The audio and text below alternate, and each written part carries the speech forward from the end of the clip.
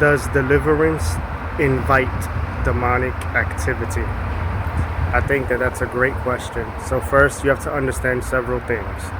What is demonic activity? Demonic activity is not just like when someone is demonized or possessed and they stab a baby 40 times, or someone shoots up a school. Obviously, that's very clear-cut demonic activity. Witchcraft, etc. But then you have demonic activity that is not clear, it's very subtle, and you have to be discerning, where it could be as simple as people using scripture and twisting it like the serpent in the garden. False teaching, false doctrine is demonic activity. False religions is demonic activity. Because we live in a fallen world where most of the world rejects the gospel, rejects Jesus Christ, rejects the Bible, period, you're living in a world of demonic activity. I think what it really comes down to is people growing up on and watching series of like the Poltergeist and watching a bunch of horror films. And what it is that they're really afraid of anything that appears demonic. And because they see manifestations in deliverance sessions where people are yelling, screaming, spitting, vomiting, and demons are coming out, and people are already,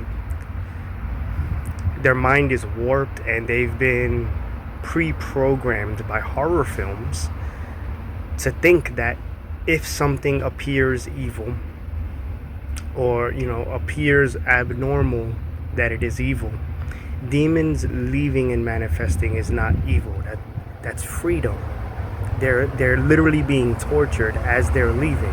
That's why the person is screaming, because the demons, they're using the individual's vocal cords as they are being casted out of a person. And as the person is getting the deliverance, and after, they're feeling lighter, they're feeling free. But this is spiritual warfare. If you look at videos of war, if you talk to veterans who've been in combat, war is not nice. War is not pleasant. It's gritty, grimy, raw, and unpleasant. And that's what deliverance is for demons. That's why you're hearing screaming and stuff.